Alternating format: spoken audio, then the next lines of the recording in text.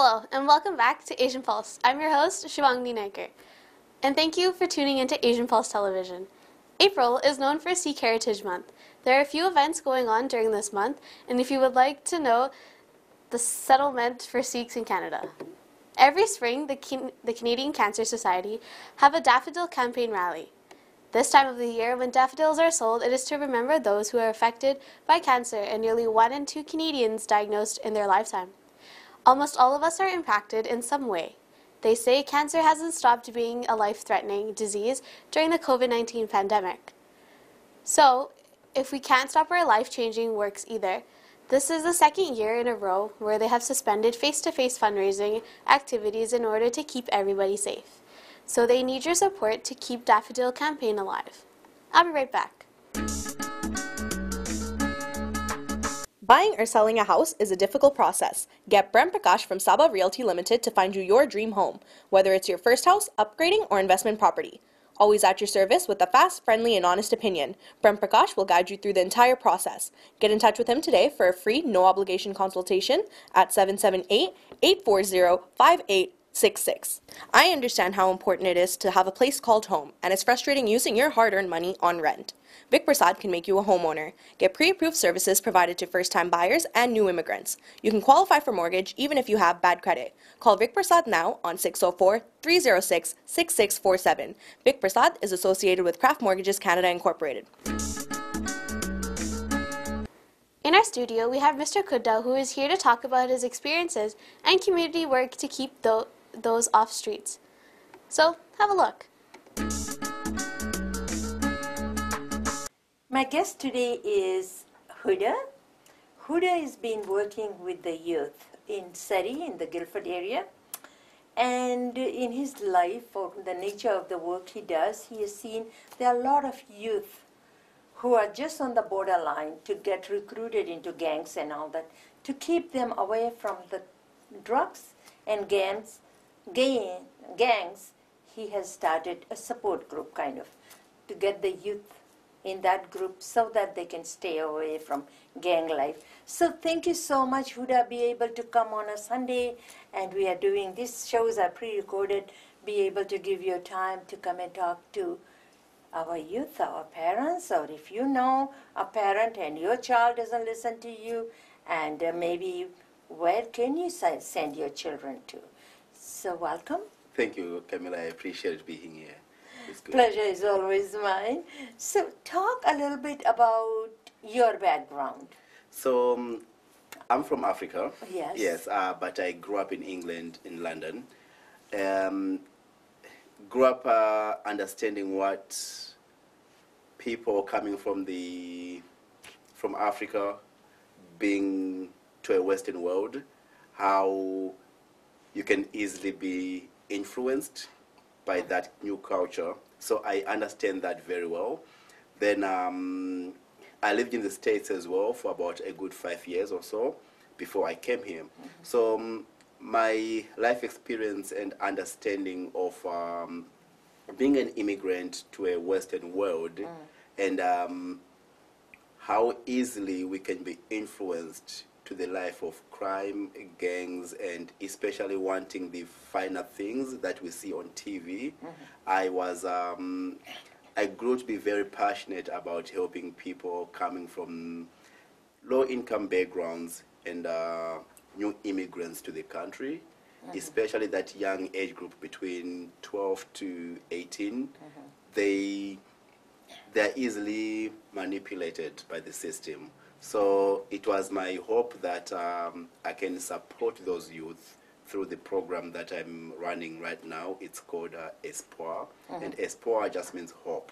Okay. Yeah, so it's Espoir Society, which gives, I hope, it gives hope to the youth. That's why I started the program. And fortunately, as my time in Canada went by, I worked in different fields, different sectors, even in the health industry. I came across the mental health and addiction sector, and by working in that industry, it brought me to understand the dangers that come with using substances. Before this, I wasn't quite aware of what addiction was and the extremity of addiction.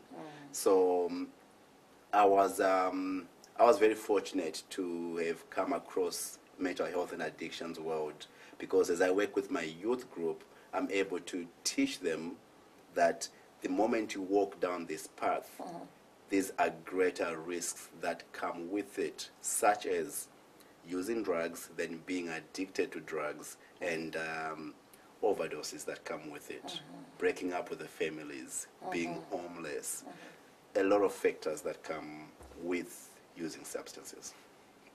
How long have you been in the country? You're so passionate about it. I feel like listening to you all the. How long have you? In Canada, I've been in here roughly. I came in 2012. Okay. Yeah, so that's So, 9 8 years. Yeah. And for 1 year, it doesn't count because we were under lockdown. It does, exactly, yeah. So 7 So, years. yeah, when I came to Canada, I'm a soccer player myself. Okay. Yeah, so I started coaching youth soccer, and the program is called 2-in-1 Soccer. I've been doing it for a while now. I'm very passionate about it. It's not really to make money, it's just to help the youth stay busy and do something active. But then when I was doing that, I realized that children from the low-income families could not afford to pay for soccer classes. So I started the Espoir Youth Soccer Program, where we provide free soccer classes, and it's been great because we work with inner city schools, Surrey Central, in Guildford, schools like Mary Jane Shannon, Joth Road. By working with those youth, I understood, because I could also picture myself in some of these youth as they got older. And I knew that it's not just about soccer only, but what is life after they come out of my soccer program. Right. Right. So we started the youth program, not just to give these specific kids from my soccer classes, but any youth person who is in the inner city schools struggling with homework, speaking English, just settling in the country. I know the risk of new youth in a country being lured to the streets. It's big, because I was there. I've been lured to the streets. So I felt that I have to do more than just coach soccer, because once they're done with me, where do they go? Yes. Yeah, so that's why the youth program for me is very important. We give kids first aid training, naloxone training, volunteer classes. Before the pandemic, we used to go to shelters to give food. What that does is it's volunteer experience. What when you put on a resume now for the first time, you can say I volunteered to do this, to do that, and that youth who gets exposed to that, they can see what dangers can lie ahead if they don't focus in school. Yeah. So volunteering in those shelters was so important for my youth group, and getting first aid training was huge, because I had to pay for my own first aid training, right? So we covered all those costs, and I was so proud of my youth when they went to look for jobs. We helped them write resumes. Just that was something impactful to those youth. And as I was watching them, working with them, and I got involved working with homeless people myself in the mental health and addiction sector, I thought, let me bring some of the people who recovered from addiction to come and talk to the youth about how they got into addiction, first of all. Right? What I was finding from these stories, people who are growing up in the low-income families, but they want more out of themselves. How come I don't have the nice trainers, the nice shoes? How come I don't have the fancy cars? How come? So by wanting so much, they fell to the streets. The streets can provide you anything you want. True. Right, yeah. So unfortunately, sometimes it's a heavy learning experience. Like I find myself in my soccer community, a kid was was what, 22 years old, was shot outside in Fleetwood, and he played soccer with us. Another kid, I say a kid is young, a young adult, right? Another one died from drug overdose as well, and that pains me because we play soccer with them. And you know each and You everyone know on each, your team. exactly, yeah. Yeah. So that was impactful to me because it came back to my thinking that soccer is not the only, I shouldn't just stop at soccer only. Yeah. So while we teach them soccer, let's also jump at the opportunity to teach them other things. Lifestyle. Life skills, so that they don't have to end up looking or leaning towards substances. That's why I started Coffee with Kuda, so that these people can come and talk to them. These stories, they can tell you. One guy was actually saying, when I was in these gangs, you feel loved, you feel protected, you feel so cool. But then when you start to see the responsibilities, the things that they ask of you, you realize I didn't sign up for this. But because you're in it, you have to do it anyways. Right. Right? So they come close to death. My soccer colleague did get shot and he died. Yeah. Unfortunately, he doesn't have a story to tell. Yes, he's no longer He's here. no longer here, right? Yeah. But these guys that we interview, they say, yeah, one of the guy came driving, stopped, shot at my friend. My friend died. He pointed a gun at me. He shot, but the gun jammed twice. 1, 2. He jammed, so he is paid off. He could have ended up just like a colleague of mine who got shot, right? So these stories then, he then come to a realization that I'm facing death constantly. I need to live this life. Yeah. You can't just live the life of drugs and gang, right? So if he paid his price in order to leave the gangs, when he did, he started using drugs because now he's got no one, he's got nothing, no support. Yeah. He didn't ask to be an addict, but he ended up, like the life led that way.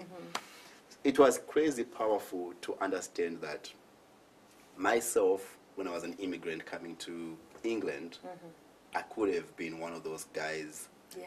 And surely I was so close to it. It just so happens, thankfully, my parents are very strict. They are religious. Yeah. And we have a lot of family meetings. Some youth don't have that. Yeah.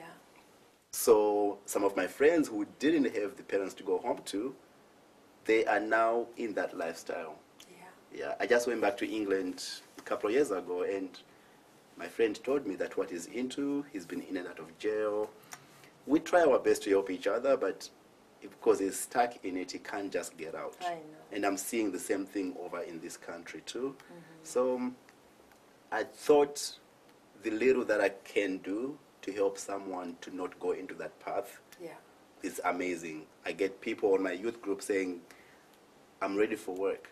I just turned 16, I want to help my family. What can I do? So I contact a lot of different organizations. I support the kids to write resumes. How to present yourself How to present during yourself. interview, yes. Absolutely, and I make sure when they come to our youth group, they're dressed properly. Yeah. And we practice different things. So the whole thing has led to Coffee with Kuda. And with Coffee with Kuda, that project alone, we are learning a whole different stuff, really. Not every drug addict is a person from a low-income family. Yes. Not every drug addict is a person who tried to be in a gang. Yeah. Some drug addicts, I just interviewed someone who was working a good job up to 35 years old. Then he was in a car accident, was prescribed opiates. That's By very taking different. those opiates, easily got addicted. Yeah. Ended up homeless himself. So imagine, he never thought he would ever be homeless. Yeah. Right? So that project alone teaches us a lot. You understand what so-called addicts go through. And we hope that it teaches someone to not walk that path. Yes. And even if you will never walk that path, it's important for you to also understand people who are in addiction, Yeah. so we can remove the stigma. all we say sometimes is, stop using drugs, it's bad for you. Just don't do it. Just say no to the drugs. But someone who was using it, they don't want to use it anymore. Yeah. But because they're addicted, the word addicted is powerful. And we're learning that people's families are broken. Yeah. They're losing kids. But that's what being addicted, that's what it is. So learning about that, hopefully we can stop just saying, you junkies, you worthless, or just calling them addicts alone again. It's already taking away their value, their worth as a human being. Right. Yeah, so maybe calling... That it doesn't, don't produce anything, you don't belong in the society. You don't belong You are in the society. bad one. Exactly. Yeah, Until you decide to stop doing drugs. And it's not that easy because you are addicted. Yeah, that word And is anybody crazy. that takes drugs, there is so many underlayers of all the pain and suffering underneath that. Absolutely. Addiction is the last thing. Absolutely. Yeah, and very few clear themselves and move on to have a normal life, and some of them don't even have that normal life. Exactly. You know, and they will be addict for rest of them life, and the life for addict is not very long. It's not, yeah. Yeah, It's not, 22, 23, 25, that's why all these youth are dying, and parents, grandparents are still alive. It's so sad. It is. Because when in our culture, and maybe very close, that when we have children, we expect them to be taking care of me when I get Exactly, old yeah. and then bury me. But how could a parent be able to bury their 22-year-old son? So many of parents are unfortunately burying their children Yeah. because of these Addiction. substances and addiction. Yeah. So we hope that through these stories, it should be able to educate the society. Because why I chose to speak to people in recovery, not just someone who's addicted, but someone who overcame it, Yeah. they can then tell us, what challenges did you face during addiction? Yeah. That could be my mom. Yeah. So it's so tough to fathom, but these conversations are needed Yeah. because they can educate the whole society. And the one-to-one talking with them. Oh, it's Just amazing. Yeah. It's amazing. Like, I'm just, when you are talking, I'm just listening to you, every word you are saying. When you moved from Africa to go to London, let's talk a little bit about racism too. You cannot separate addiction, mental health, depression, and racism and all that. You all has to be in the one thing. Did you face racism as a child growing up? I mean, it's something that is, it's sad to say, but you are going to face racism, right? But what I want to emphasize on that is, when you do face the racism, it's about what do you do when you do face it. I think I was fortunate that I was quite a loudmouth, I guess. Yeah. You know, perhaps my social skills protected me from the abuse from racism. Do you face it? Absolutely.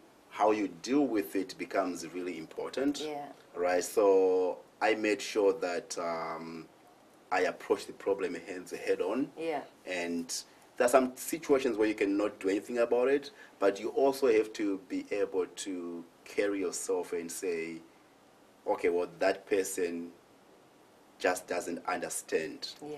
And that's a difficult thing to tell someone, to say, if you're being abused, say you don't understand. But I was able, fortunately, to ignore or conquer ignorant people. Yeah. When I went to America, I think it was probably worse. Fortunately, I was older with more knowledge on how to deal with it again. And it's just about taking my strength to counterattack racism itself. Being a person of color, being black, I'm proud of it. Yeah. So if it is something that you find joy to diminish and say, oh, you're black, let me take you down, when it is my strongest character, it's hard now for you to take me down, because I find that my background is what makes me who I am. When I try to be not who I'm not, I become weaker. Yeah. So I was fortunate when I was in America. I had that extra knowledge. If you're trying to be racist towards me because of my color, unfortunately, that's what I'm most proud of. Yes. So I could come out and be saying, absolutely, I Yeah. am that black person we're talking about. Yeah. I am the African person. Fortunately, because of my background, I was taught to love, to Yeah. pray, to show love. These things are because of Yeah. being black and being African. Yeah. Fortunately, I was able to turn around without fighting, by fighting. Yeah. By fighting, by Yeah. physical fighting and all Yeah, that. so I was able to just overcome it. But then again, at your age, your self-esteem, self-confidence, It can go and down. then your very supportive parents at home, believing in the religion, and all those things that gave you those tools in the toolbox to fight and just say, these are arrogant people, nothing to do with me. Exactly. You know, maybe they are jealous, they want to be like me, who knows, right? Absolutely. And, yeah, so you have to take it with a grain of salt. You and, really do, yeah. And I learned also in life that people fear what they don't understand. Yes. And sometimes when you are coming with that racist mind towards someone like me, I see it as fear. Yeah. Your inability to understand another culture makes you weaker. Yeah. So the only way you can try to overcome the other Yeah. culture is by trying to put it down. And it's tough to put someone down who feels that nothing can put me down. It is tough. I know. But your point, though, I definitely agree with it that some people don't have those tools. Yeah. So the moment that you tell them, because of your color, you're weaker than me, they will look in the mirror and say, yes, I am that color. Since you're saying I'm weaker than you, I must be weaker, right? So their self-esteem definitely decreases. Yeah. And depending also on how their family at home Yeah. supports them, if there's no support at home, they will continue to believe Yeah. what they're being told out there. And depression hits a lot, Yeah. right? Suicide rates increase. Mental health alone can go bad. It's crazy how racism can affect other people. So it's a very good point. And did I face it? Absolutely. Going to England, America. I think now at this point, I can't say I'm ignorant to it. I can see it, but it's almost like I have my own life to live and my family And you to have your protect. own vision. I have my own You vision want now, to yeah. get these kids who are so vulnerable that they don't go into gangs and drugs and all that, and they have a half-decent life. That's correct, yeah. So we're trying to protect them from that. I am looking at the time. Thank you so much. I just feel like listening to you, there is not enough because you're so knowledgeable. I will definitely get you back. Absolutely, But for yeah. today, we can end it right here. Oh, absolutely. I'm excited to have been interviewed by you, being here. Your studio is amazing.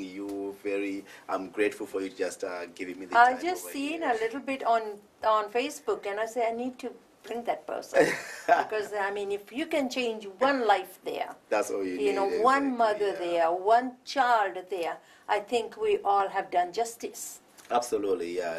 You know, that's all it takes, right? Yeah, You yeah. help one person, I help one person. Yeah. All of a sudden, we are all supporting each other. Correct. Yeah. Thank you. Thank you so much for interviewing me. Yeah. I really appreciate it. Cheers. Thank you, Mr. Kuda. CMH Workshops Children Mental Health will teach you how to help your child look after their own selves in their mental health and how the best way to support them during times of upset or distress. This is taking place on May 24th at 10:30 and 12:30 p.m. This is taking place online. You can book your tickets on hworkshops.bookwhen.com. 50 Women's of Options are raising funds to build a 100-bed low-cost housing for women who are fleeing abuse, homeless, or that need support. You can go to their website at 50womensofoptions.ca just to make your donations, and they will give you a tax-deductible receipt from Options Community Service Society. Tax season is upon us. Every Canadian is required to fill their taxes. The deadline is on April 30th for everybody except for businesses. They can file it at the end of June. So if you worked in 2020, get your T4 and file your taxes. For low-income people, call PICS at 604-596-7722 to see if you are qualified to have your taxes done by them. If you are planning any events and would like to promote it on our show, you can send it to us at asianpulse@gmail.com. Don't forget to watch the Camilla Singh Show on Sundays at 5:30 and Mondays at 10 a.m. Fijian Focus on every Wednesdays at 10 p.m. and again at 4 p.m. on Sundays. VT Vibes, our youth Fijian show, will be starting on May 6th at 10 p.m. on Thursdays and again on Sundays at 4:30. We have run out of time. Hope you have enjoyed the show as much as I did bringing it to you. If you have any comments or suggestions, you can please contact us at asianpulse@gmail.com. If you want to support the show by being a sponsor or to promote your business, please let us know as well. Before I leave you with these thoughts. There is no guarantee that wealth alone can give you the joy or fulfillment that you seek. The same can be said of your friends too. When you are in an intense stage of anger or hatred, even your close friends appear to show you some frosty or cold distance and annoying. By Dalai Lama. If you have missed Asian Pulse today, you can watch it again at Thursdays at 8:30 and Saturdays at 5:30. And Tuesdays at 3:30 a.m. our show will be uploaded on YouTube at asianpulse.tv. Don't forget to watch Fijian Focus every Wednesdays at 10 p.m. again on Sundays at 4. I'm your host, Shivangni Naiker. Have a great week and see you all next weekend. Stay safe and healthy.